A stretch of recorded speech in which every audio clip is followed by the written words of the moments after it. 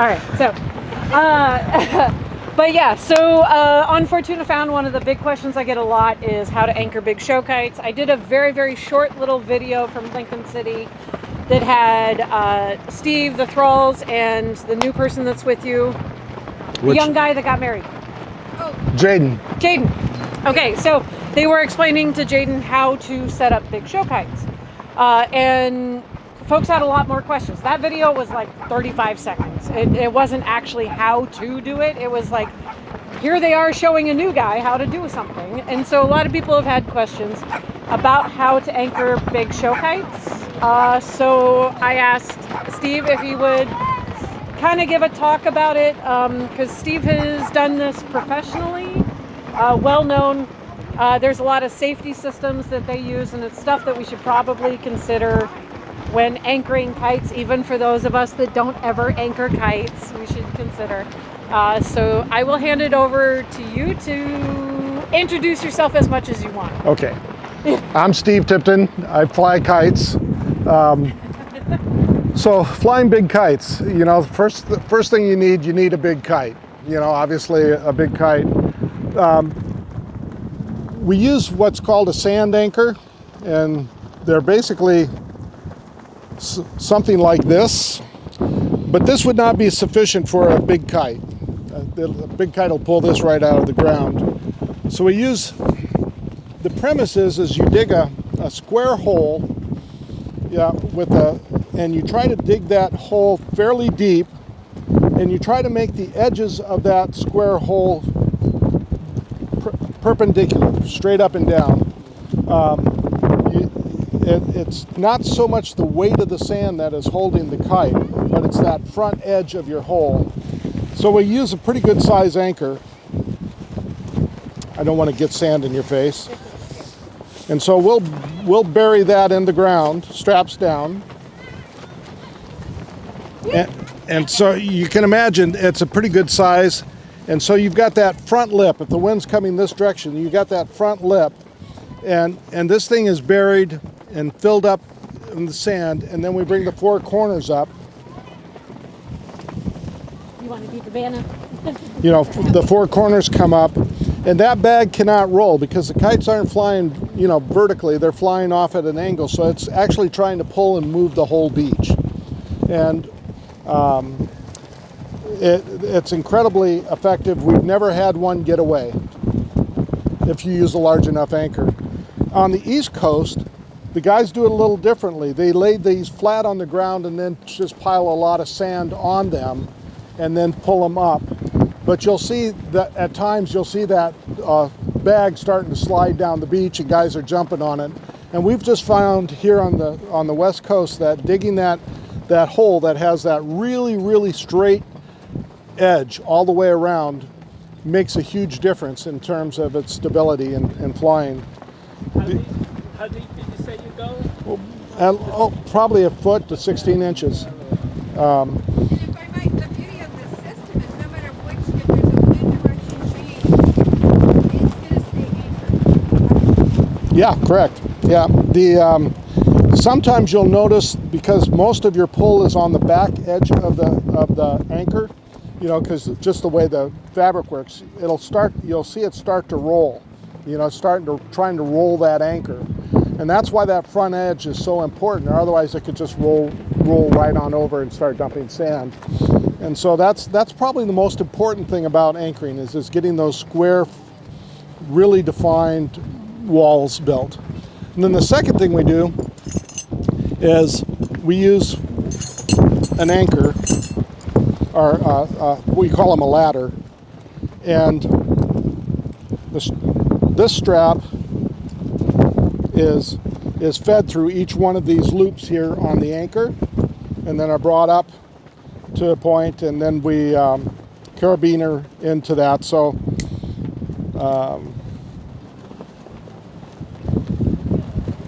so now this strap is now attached to the anchor, you know, through those four. You're my assistant now. Rhonda's the kite, or is Rhonda the anchor? She's the anchor. Steve, what do you think the tensile strength of that strap? webbing is? At this point, doesn't matter.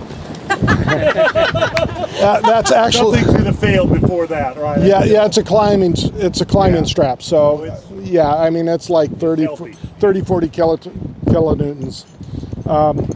So we use a ladder, and this one's set up to where you could lark's head on your line, or you can go into a Figure eight. yeah.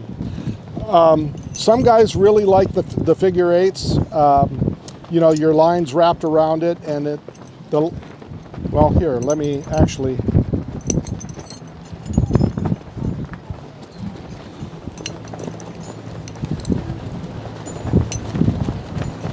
So you're never actually attaching your flying line straight to an anchor? Actually, no. You're always going into some other point. Okay. Because there's no way to secure it unless you have a carabiner there. Now, if you're just putting up one kite, you might lark's head on just to a carabiner. But the problem with that is that you have to double lark's head them, or they'll friction through. So these are used. All right, you're going to help me. So as you, flying line? huh? Scott's your flying line? Yes, he's the kite. As you wind this around. As you wind this around, it starts to cinch down on that line, and it goes nowhere. As a safety deal, we'll lark's head back onto this carabiner as well, so that there's a double fail-safe.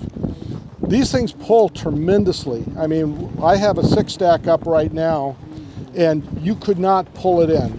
I mean, 2 of you couldn't pull it in. They've got that much tension on them. Wait for the wind to die. Yeah, last night was really a pain trying to get them down. So each of those carabiners are going to one of the corners of the bag? No. The bag is here. Yeah, the bag's Ron does your bag. yeah. Then Hand me the bag. why are we using all these extra carabiners versus the figure eight? Okay. Glad you asked. Yeah, great question. Because here you go. Okay, and that one there. Right now I have 6 kites on one line, so I'll have my lifter here, then my next inflatable, so I can control each one. And Short of a distance, or is this just for demonstration? no, this is the actual ladder. The lines are attached to here, so the lines. Yeah, the kites aren't attached here. It's the line itself that goes to the kite. And so this way I can, in this case I can have, 4 or 5 kites, on one line. And we do that, we usually have a pilot and then, our inflatables. Because the inflatables tend to want to move around the big kites, by having a pilot kite, we've got enough tension on this line to keep them from rolling, which means that we can, on a field, we can get a lot of density. We can get a lot of kites up in a narrow area. And that really becomes important in places like Lincoln City, where, you've got a very, very small field. You might have 5 or 6 big kite flyers, and we're each trying to put up 4 or 5 kites on a line. You can make a huge display, but in a small area, by using the pilot kites. And the pilot is the end one? Is the end. Now, a lifter, it could be a lifter, could be a parafoil, could be a pilot kite. A lot of guys are using the manta rays as a lifter because they develop a tremendous amount of lift. Those are the ones we predominantly use, is a pilot and a manta ray weather. And that provides the tension to keep the stacks from wandering.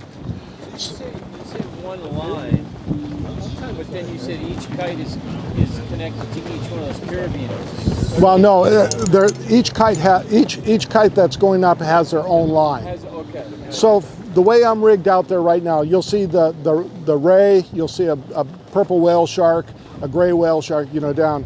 On the ray has the pilot attached to the top of the ray itself, and then that comes down to the first point here. Then the second one that has its own line, and it's going up, and it's clipped to that line as well, so it can slide up. And so that way we can slide, each kite is sliding up that line, and we adjust the distance between the two. And that's why we like to use the descenders, because that allows us to make adjustments. Now, when we're flying someplace, we don't want to haul all this heavy gear. So then Rod Thrall, who was my mentor, he actually, and I'll touch upon this after we explain the ladder. I'm not going to get that one off. What one do you want on? This one right here. I'm gonna hang on. Yeah, you just keep the tension there. There you go. Look at that. When we're traveling, we don't want to carry all the hardware. We'll just Lark's head actually right on to here, and so all you have is the ladder. There's no weight associated. Now, when you refer to lark setting, you're talking about like this. Yes. So he's actually got the line. That's a lark's head hitch, and we use that for a lot of our single lines, the lighter, littler kites, and it will never come off there. Yeah, if you're not familiar with it. because it binds on the knot. No amount of pulling, right? Right. Recommendo. Recommendo. So this one's set up to where instead of having multiple ladders, I can use this either way. I can use it, with the descenders and the hardware, or choose not to. So we've got our kites in the air. Everything's tensioned up. Oh, I forgot to mention one thing's important. Gloves. Gloves, especially if you're flying Dyneema. It is so slick, you'll burn your hands like crazy. I actually have a whole line bag full of Dacron, because it's, where did that black line go? Let me see the Black line. black line. I like using the Dacron because you can get some purchase on it, whereas the Dyneema is, the same tensile strength is really thin, and so, but it's lighter. So when you're traveling, we like to use it. But the Dacron, a lot of guys really rag on Dacron, but it's really a great line for big kites. So your kite's up, it's flying away, you're having a good time. It's time to come down or to make an adjustment. I'm just going to lay this down. No, it's just, well, yeah, you can be my kite line. So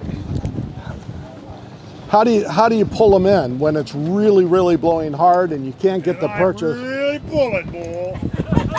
I don't know if you've seen these before. Have you seen these? These. Is that the crocodile grip? It's a crocodile grip, and you just lay line in, turn it, and then give a tug, and now that line is bound by a wheel here, and I can pull that down, and if I need to make an adjustment, let's say I need to make an adjustment, Say take something off or put something or on. to pull in line, I could go up like 10 feet up this line and grab it, and then walk back and attach this into my deal, and now I have all the slack that I can make my adjustments on. And then you can basically crawl up the line again. Yep, exactly. And to release it, I'm going to take this off here because got tension. What's that? Got tension. Oh, you want tension. I want tension. To release it, you just push forward, and it comes out. It's dead. So, But sorry. Sorry. and so, Very strong so after for all. so for a long time, I never used one of these, and then it's just becomes a game changer. If you're taking kites down, you've got you have lift as you're going. You can pull that line down and hook this to your belt, and have your hands free. And for smaller kite flyers, these are handy as well, because if you're wanting to put line laundry on, you could pull your line down, get the slack to put a prusik or do an alpine butterfly or something like that. This will work on any diameter line. Exactly. Really, really great. Yeah. They're expensive. They're like $70 a piece, but they're worth every penny of it. So, Steve, can I go backwards? yeah. This simple looking object is the result of like 50 years of kite flying. Yeah, for sure. In olden days, in olden times, we would put stakes in the ground, we would tie to logs, the problem with anything other than this nice soft or flat sand anchor is that if you have a failure of the system, it's catastrophic. It lifts something up and sends it across the field, and anybody in front of that anchor, whatever it's made of, is in a world of hurt. Yeah. This is marvelous because if everything broke, the sandbag just opens and there's sand on the ground. The kite may be gone, but everything is safe. Well, actually, yeah, excellent point. Because basically the bag just slides down the beach, and 27 guys run out and jump on it. Yeah. So. Do they still bury a tire and chain out here? Yeah, that's how it's done out here. Is there's a tire buried. Is it a tire or is it they used to do those big ceramic, or not ceramic, cement blocks with it. I understood it was tires. Oh. Rig up the cable from down there 6 feet, dig a hole in the backhoe, put a 2,000-pound block of concrete down there, rig up It the ain't cable. moving. Well, but that's the result of, and I've heard this story, I never saw it. Somebody tied a good-sized kite up to the back of the pickup, and the wind came up, and it wasn't a big pickup, and it was a big kite, and the pickup is being dragged down the beach. So to give you some perspective on the power, it wasn't that big of a kite. Yeah. You know, And again, human logic gets in the way sometimes too. You I tie put the brake you tie it to the hitching, to the hitch, Right. in the back, Yeah. where there's no weight. no way, yeah. Drag In the pickup, front, at least there's a motor, and maybe you've got a chance that it's going to be hard to drag. Right. But to conceptualize 2,000 pounds of pull or 3,000, it's kind of a rough one. It's just a kite, right? You know, but, oh, It's just baby. fabric. Yeah. Yeah, it's just fabric. That's why they power boats. Steve, Yeah. Yeah, right. pass Yeah. that crocodile grip. Yeah, sure. How about in a grass park? Okay. Stakes. We use like a circus tent stake. You know, they're about this long, about this big around, They are cool. and we drive them down. But they're not. We were flying in Garrison this last summer, and we actually had, or 2 summers ago, the stakes were set in the ground. The wind came up. There was a 40-foot teddy bear on it, and we could see that stake starting to move. So they set a second stake behind it, and the wind still pulled both those stakes out of the ground and went flying down the field. Stakes in tow. Yeah, I mean, and the thing is that the kites have lift. As long as there's tension on them, they have lift. So it's not like the stakes drag on the ground. They provide enough resistance to where they start to fly. You Well, know? the stories of kites flying out over the ocean just because of the weight of the handle at the end of the line just happened to go with it. Yeah. So in that case, it actually took out and tangled 2 stacks, and we finally got it down. So if you're going to stake, I'm going to borrow this for a second.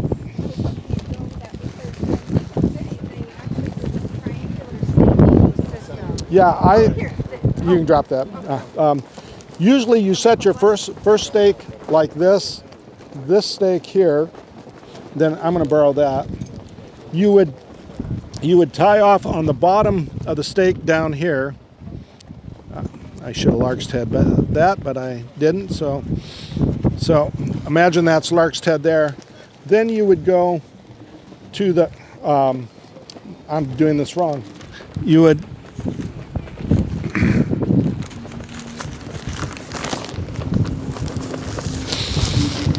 And then down to the bottom of the stake here. You follow what I'm doing? That way, any tension that's pulling here is pulling on this stake here. And then this one is in really far. Right.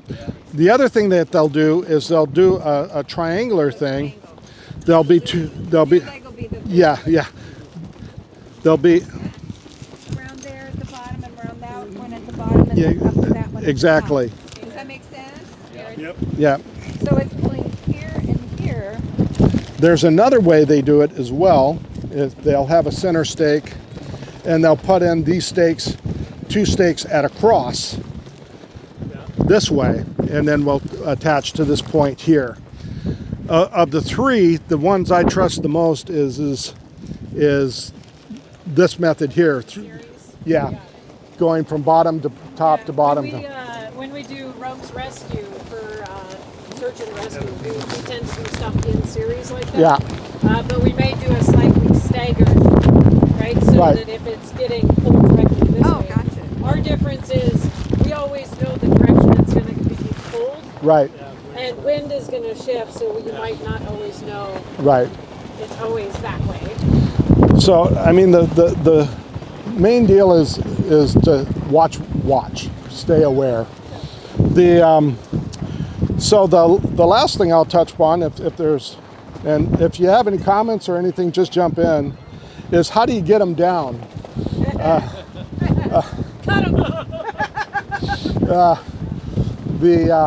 There's a couple different ways. The 90% of the time, we're just hand over hand walking them down. Yeah, yeah. But there's times when you go, that's not working really well. So then we have these. Yeah. And these open up. Are you my kite? I'm in your kite. Just like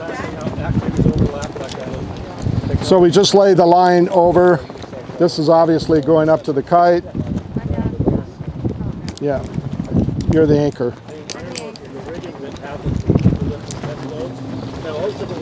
So now we can walk that kite down. And because we're not pulling it in, we're actually increasing the climb of the kite, and then it's pulling it down, so the pull is less. This works really well on middies and stuff like that, but if you've got a really honking stack up there and it's blowing on a day like these double pulleys work even better. Yeah, yeah. Most of the time, because I'm a fat guy, I can do it with a single pulley. But back in the mid '90s to early '90s, I remember flying in San Francisco, Berkeley, up here as well. Not as many line toys or up to high or bigger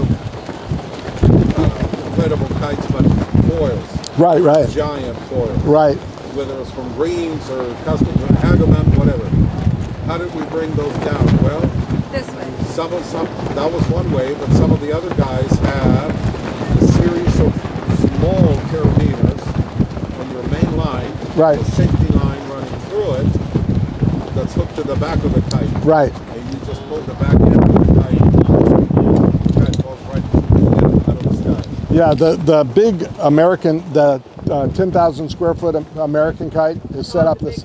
Yeah, set up the same way. Who's been inside of it? That's a safety line. Yeah. That's the safety. Steve, Yeah. how does the multi-pulley help? I don't see how there's an extra mechanical advantage there, or like what's It's because the angle of the line is being spread out.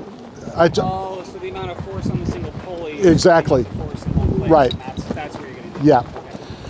But there's no mechanical. Right, so it's a little bit Right. easier on the pulley. Right. essentially, right? Now, if you're flying Dacron, a lot of times I've just used a carabiner and a strap and just slid it down. But flying with Dyneema, it builds enough friction you can be damaging the line. So, What about line art on a situation like that? If you're going to run into the line art knots, but that's just hand over hand at that point, right? well, yeah, if you have a bunch of line laundry, Right. usually the way I do it is I press it. I don't use, so I'll pull it down to that point, and then I've got my Crocodile Grip. I can hook that, Okay. take tension up the line, take the tension off, be able to press it. Yeah. Knowing a few key knots is a really good idea. Yeah. So that's how we do that. Did you Yeah. put those prusiks on that line you were showing? Yeah. Yeah. Yeah. Did you show how to write? Did you show how to tie those? Anybody? I got to If I had a small, well, No, he did not show that. here. He just did it. A prusik, basically, how am I going to do that? I'm going to use that line there. This line. Yeah, stretch it out. I'll take this back now. Tell tight on that ball. You want that? Make it on the, Like I got it. Yeah. because you want tension on it, right? A Yeah, little bit. just hold it just like with one hand here, okay. and hold that one there. There you go. Okay. A prusik is just simply through like you're doing a lark's head, but Okay, and everybody know the lark's head. but you're doing it twice, and you're coming coming back through, There we go. Do, on do, top of do. your hand. and then tighten that up. And we're gonna have to turn and show. That knot will work in a lot of situations. One hand. Okay. Now, the beauty of this is up tension. It will not slide. You're gonna have to do it again for Yeah, Yeah, I will. But it will not slide. But you take tension off, and now you can make an adjustment. But as soon as there's tension on it, it binds. So you can make adjustments if you're like putting a lot of things up, you know, whether it's streamers or something like that, and you want to adjust the distance between them, you can use this knot here and make your adjustment. And once it gets tension, it's locked. Right, so So I'm going to do it again. And I have a hunch, a lot of you guys know more about this stuff than I do, because I'm pretty specialized when it comes to what we do. I mean, you learn something and you stay with it because it works. Yeah. I remember somebody teaching a knot class at a kite. It was called Getting Naughty with. yeah, Getting Naughty. Demystifying knots was Huh? another one. Demystifying Naughty knots. Rhonda. Here, let me hold it like this. Yeah, there you go. There you go. All right, so So turn your hand. Here, let me hold it up. Put this hand down. There we go. All right, So so- you're across the line, I'm going to pull this through like this, and he's pulling it out. right? And then I'm going to come back around and right back through. Yep. And then tip it toward her so she can eat it. Well, Yeah. there you go. And now, as you're Keep your tensioning- tension. Keep your tension. You're the tension, Rhonda.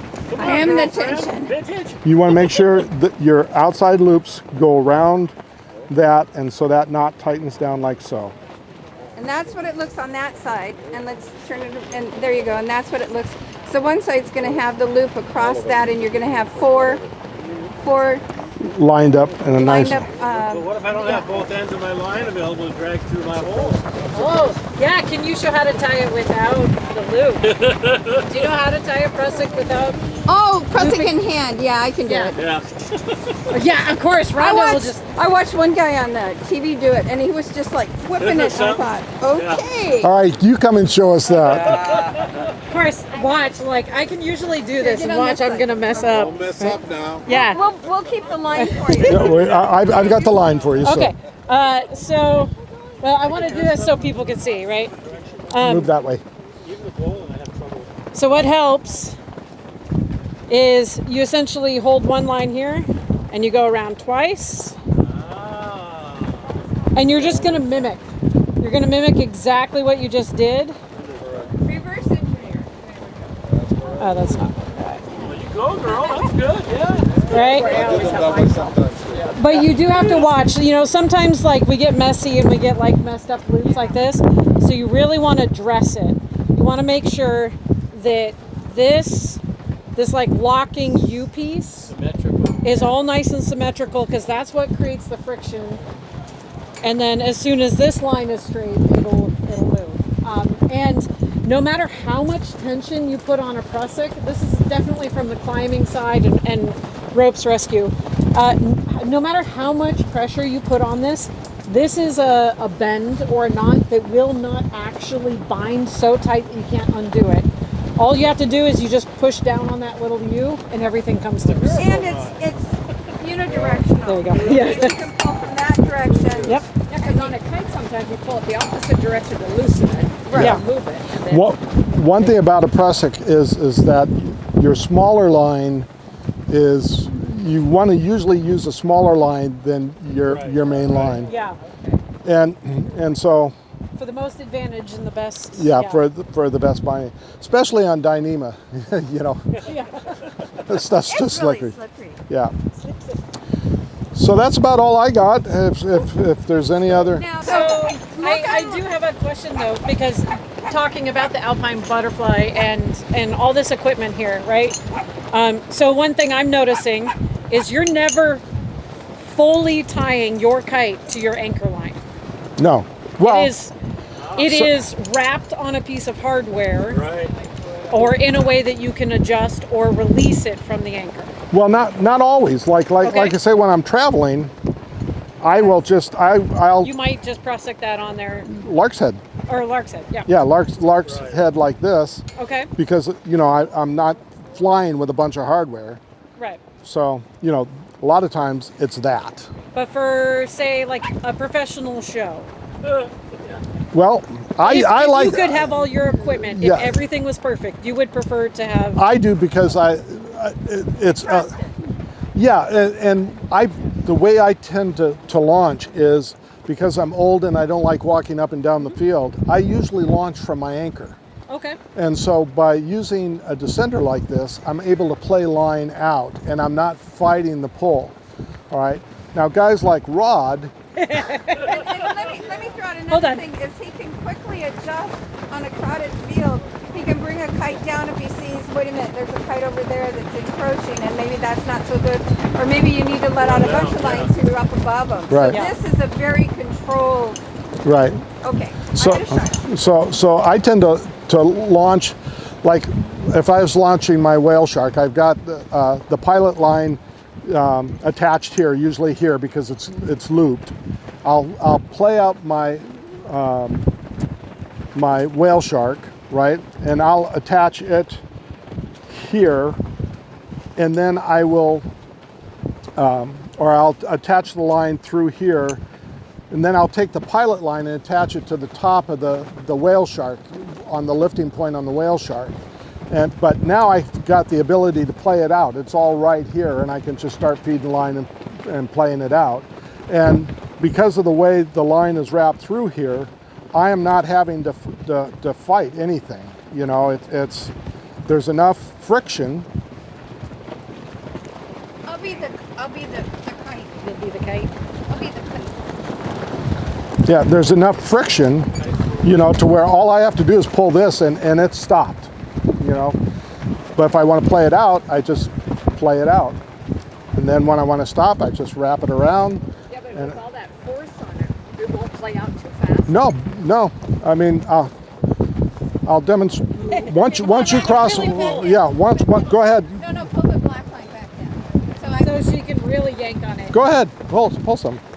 All right, once I do that, pull, Rhonda, pull. Let's get 3 of us on. Ah! Don't wrap your hands in it. It's locked. It's not going to go anywhere. Are you letting it out? No, he stopped it. Oh, okay. Now So if I let it out, I need a little more purchase here. I know it, that's why I was saying. All right, so we're locked, pull. So if I want to lay it out, I just take tension off of here, and I can pull it out, let it out real slow, and stop it. Let it slow, stop it.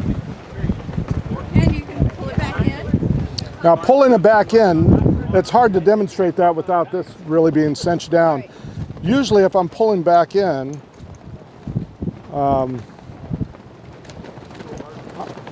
I'm usually tugging like this. And then pulling in. Put tension. I'm pulling like this.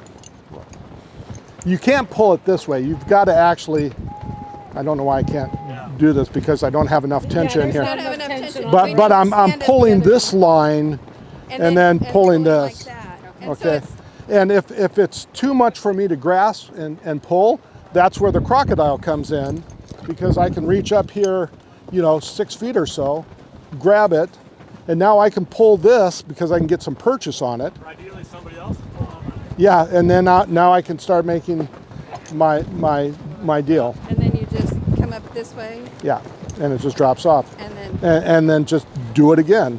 This doesn't seem to fit a man's set of fingers, because it barely fits my fingers, and I have small fingers. Well, Yeah, it's the grooves aren't the important part. It's just having something just to be able to grab a hold of. The difference in your grip strength versus grabbing something narrow to something large is, and that's why I put even bigger carabiner on it, to where I can really get a hold of it. That is really a nice piece of equipment. It's very elegant, very simple. And there's a Chinese version that's made that originally I had, and I don't recommend, because you look at this and you go, it's expensive, and the other one's half the price. But this edge on it is very, very sharp on the Chinese knockoffs. So if you're going to get something like this, the Crocodile is the brand to get. So. Yeah, there's places to skimp and there's places not to skimp. Yeah. That tool is a place not to. Yeah, it's a game changer, really.